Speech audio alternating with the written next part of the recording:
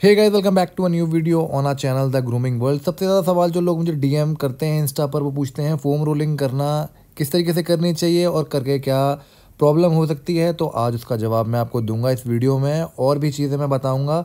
तो इस वीडियो को पूरा देखना और मुझे ध्यान से सुनना।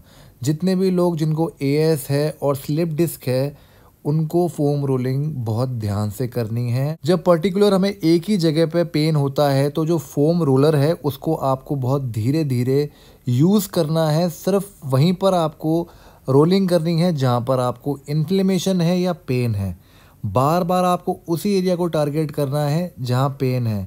उससे क्या होगा, उससे जो वहाँ की जो मसल्स हैं, जो ब्लड फ्लो ठीक से नहीं कर पा रहा है, वो करना शुरू कर देगा। धीरे धीरे जो आपकी बॉडी में प्रॉब्लम हो रही है वो बैक टू नॉर्मल हो जाएगी। देखिए, आप मेरे को ध्यान से, जब भी मैं एक्सरसाइज क्या करूँ, आपका ध्यान मुझ पर रहना चाहिए।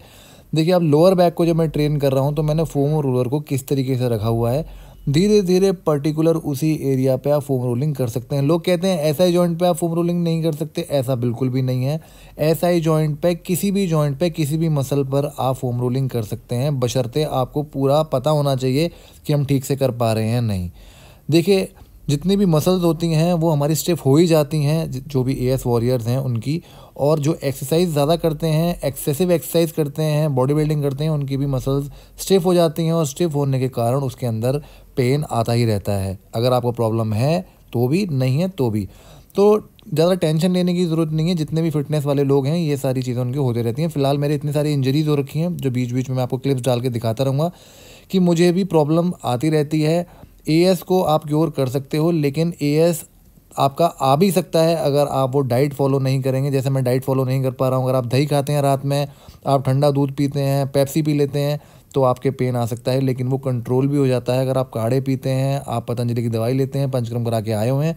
लेकिन मैं सजेस्ट करता हूँ कि वात रोग जो है, जिनको भी है, एएस है और स्लिप डिस्क भी है, वो ठंडा थोड़ा कम खाएँ, जिससे आपकी बॉडी में प्रॉब्लम ना हो।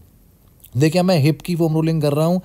हिप का जो एसआई जॉइंट होता है उसको भी अच्छे से आपको फोम रोलिंग करनी है। हफ्ते में एक दिन आप ऐसा रखिए, जैसे संडे को मैं कर रहा हूँ, कि अच्छे से आप रोलिंग करेंगे तो जो पेन अगर आने के चांसेस होते हैं तो वो भी ख़त्म हो जाते हैं। और जब आप रोलिंग करें तो इस बात का ध्यान रखिए कि आपकी जो बैक है वो बिल्कुल स्ट्रेट रहे, ज़्यादा बैंड ना हो। और उसी एरिया को ज़्यादा आप कोशिश करें प्रेस करने की जहाँ पर आपके पेन है। जितने भी लोगों की रिकवरी नहीं हो पाती है, वो फोम रोलिंग करेंगे तो उनकी रिकवरी बहुत ज़्यादा जल्दी होगी। इस बात को मैं गारंटेड आपको लिख के दे सकता हूँ, नीचे डिस्क्रिप्शन में लिख दूंगा। रिकवरी के लिए फोम रोलिंग बहुत इंपॉर्टेंट है।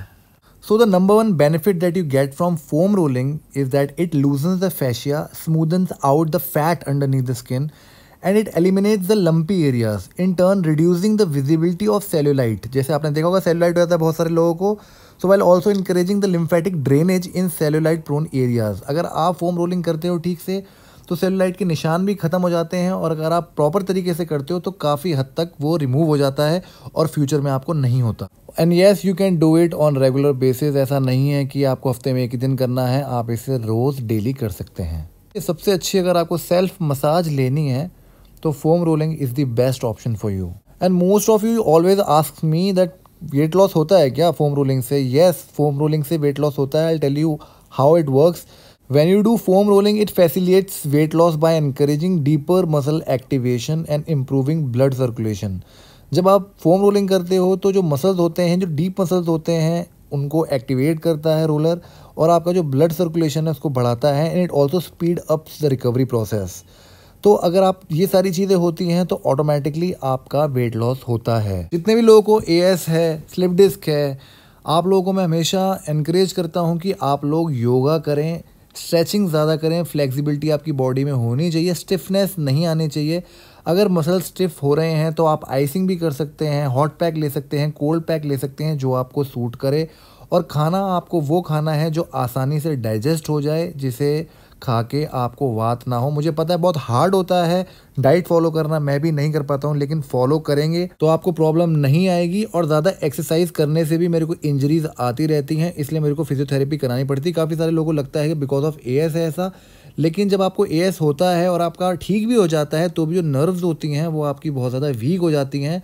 तो छोटी मोटी प्रॉब्लम आपको आती रहती है। आपको जॉइंट्स में इन्फ्लेमेशन हो सकती है, कहीं भी किसी भी जॉइंट में आपको पेन हो सकता है। इवन कुछ लोगों को सर में भी दर्द हो जाता है, कुछ लोगों को आँखों में भी दिक्कत होती है। तो जो एएस है उसको आपको समझना पड़ेगा कि किस तरीके से आपकी बॉडी पे क्या क्या वो असर डालता है।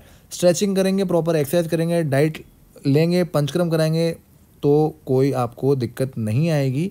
इस बात का मैं जीता जागता सबूत हूँ, तो डरने की ज़रूरत नहीं है। और ये बिल्कुल सच बात है कि ओवर यूज़ जो हम करते हैं मसल्स का, उससे प्रॉब्लम आती है। लेकिन मुझे आदत है तो मैं चीज़ें आपसे शेयर करता रहता हूँ। मैं कुछ भी आप लोगों से छुपाता नहीं हूँ, ज़्यादातर चीज़ें सबको बताता हूँ। और आप फोम रोलिंग देख रहे होंगे कि किस तरीके से मैं कर रहा हूँ, इसी तरीके से आपको करनी है।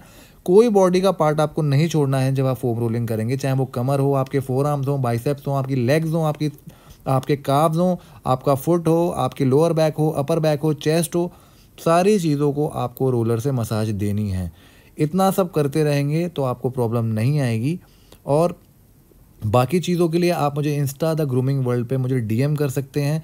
कई बार ऐसा होता है कि मैं आंसर नहीं कर पाता, बिज़ी होते हैं, कभी कभी हम देख नहीं पाते, तो वीडियो के अंडर में कमेंट कर सकते हैं। रील्स होती हैं, वहाँ पर आप उसके नीचे कमेंट करके मुझे बता सकते हैं। मैं ट्राई करता हूँ सबको आंसर देने का, नहीं हो पाता है तो आप समझा करो उस चीज़ को। बाकी उल्टा लेट के जिस तरीके से मैं अब थाई पे फोम रोलिंग कर रहा हूँ, ये बहुत अच्छी रिकवरी मिलती है इससे। क्योंकि थाइज़ को करना, जो आपकी अपर थाई होती है, लोअर थाई होती है, उसको ट्रेन करने में भी बहुत दिक्कत होती है। तो आपको इस तरीके से फोम रोलिंग करनी है। देखिए, बिल्कुल भी आपको किसी भी चीज़ की टेंशन लेने की ज़रूरत नहीं है। कोई भी बैक प्रॉब्लम हो गई वो ठीक होती है, बशर्ते आप प्रिकॉशन लेंगे और उन चीज़ों से बचेंगे जिनसे पेन आता है। जितने भी बॉडी बिल्डर भाई हैं वो फॉरवर्ड बेंडिंग वाली एक्सरसाइजेज, जैसे आपकी डेड लिफ्ट हो गई, लोअर बैक की जो लोग कराते हैं, आपको कोचेस काफ़ी सारे वो नहीं करनी है, गलत कराते हैं। बहुत सारे जिमों में जो कोच हैं मैंने देखा है, बोलना अच्छा नहीं लगता, लेकिन उनको कोई प्रॉब्लम नहीं है तो वो आपको बोलते हैं। बिल्कुल भी फॉरवर्ड बेंडिंग वाली एक्सरसाइज आपको नहीं करनी है। पीछे आप जा सकते हो चक्रासन वाली पोजीशन में, वो भी बॉल पर, जिसके लिए मैंने वीडियोस बना रखी हैं। सारी वीडियोस को आप देखा करो जो एएस से रिलेटेड, जिनको प्रॉब्लम है, स्लिप डिस्क है, बॉडी बिल्डिंग पे मैंने बहुत सारी वीडियोस पहले भी बना रखी हैं। सारी देखो, आपको समझ में आएगा। ये जो प्रॉब्लम है ये आपको समझनी पड़ेगी। मुझे समझोगे, बाबा रामदेव जी को समझोगे, डॉक्टर्स को समझोगे, अपनी फिजियोथेरेपिस्ट को समझोगे, तभी आप इससे लड़ पाओगे। लड़ने के तरीके आपको ढूंढने पड़ेंगे और डाइट भी आपको करनी पड़ेगी। बाकी फोम रोलिंग तो आपने देख ही ली, जिस तरीके से मैं आपको बता रहा हूँ वैसे करनी है। अब आप देखोगे कि मैं यूएस लगवा रहा हूँ। मेरी फिजियोथेरेपिस्ट हैं डॉक्टर अंशिका, जो मुझे यूएस और जितने भी टेंसेस, जितने भी इन्फ्लेमेशन हो जाती है तो वो करते हैं। आप मेरी हालत देखो कितनी ज़्यादा प्रॉब्लम है। और इसका रीज़न एएस भी हो सकता है, स्लिप डिस्क भी हो सकती है कि कभी कभी पेन आपका शूट करता है, पैर में जाता है, यूरिक एसिड भी कभी कभी बढ़ जाता है जब आप प्रोटीन ज़्यादा ले लेते हो। तो चीज़ों को समझना बहुत मुश्किल हो जाता है जब आपको 3-4 प्रॉब्लम होती हैं। तो मुझे रिस्ट में भी टेंडनाइटिस हुआ है, दर्द काफ़ी ज़्यादा रहता है। यहाँ इस चैनल पे कभी भी मैंने कोई भी चीज़ किसी भी कंपनी से पैसे लेके नहीं बोली कभी, ना तो मैंने झूठ बोला है किसी भी चीज़ में, ना मैंने कभी किसी को गुमराह करने की कोशिश करी है। क्योंकि मैं चाहता हूँ कि जितने भी लोग जुड़े हैं, पतंजलि गए हैं, वो बिल्कुल ठीक होके लौटे, क्योंकि मैं भी ठीक हुआ हूँ। लेकिन पेन बीच बीच में आ जाता है, ज़रूरी नहीं कि एएस का ही हो। जब आप कोई एक्सरसाइज करते हो तो इम्पिजमेंट नर्व्स की भी प्रॉब्लम हो जाती है, साइकोलाइटिस भी हो जाता है। तो आप देखो, ठीक होने के बाद भी कुछ भी हो सकती है गड़बड़, तो उससे डरना नहीं है, फिर वो ठीक हो जाएगी। फिर मैं जिम जाता हूँ। तो इंस्टा द ग्रूमिंग वर्ल्ड पे मैंने बहुत सारी वीडियोस डाली हैं, मैं डालता रहता हूँ। और हार नहीं माननी है आप लोगों को। काफ़ी सारे लोग हैं, परेशान हो जाते हैं, रोने लग जाते हैं। देखो, दिक्कत मुझे पता है होती है, अभी भी देखो मेरी आप हालत देखोगे तो आपको लगेगा कि बहुत ज़्यादा प्रॉब्लम हो रही है। लेकिन यूएस करते हैं तब पेन आता है और दर्द देखो इतना ज़्यादा होता है कराने में। पैर में हो रहा है इस वक्त मेरे, फुट में, और वो उसका एएस से कोई लेना देना नहीं है, वो मेरी कोई दूसरी इंजरी है। ये बस मैं आपको शेयर इसलिए कर रहा हूँ क्योंकि मैं चाहता हूँ कि आपको पता चले कि लाइफ में क्या चल रहा है। और पीछे मुझे हो सकता है बैकग्राउंड नॉइज़ आपको आ रही हो, लेकिन आप वीडियोज़ को देख के समझ जाओगे। तो जो मैं आप लोगों को बता रहा हूँ, अगर आप वो सब चीज़ें करोगे तो आप लोगों को कोई प्रॉब्लम नहीं आएगी। और अगर आपका कोई सवाल है तो आप मुझे कमेंट्स में पूछ सकते हो। और मैं बस भगवान से ये प्रे करता हूँ कि जितने लोगों को भी ये प्रॉब्लम है उनकी जल्द से जल्द ठीक हो जाए। अगर वीडियो पसंद आई तो please like, share and subscribe. मैं जल्द मिलूंगा आपसे एक नई वीडियो के साथ में। तब तक के लिए stay fit, stay stylish and stay groom.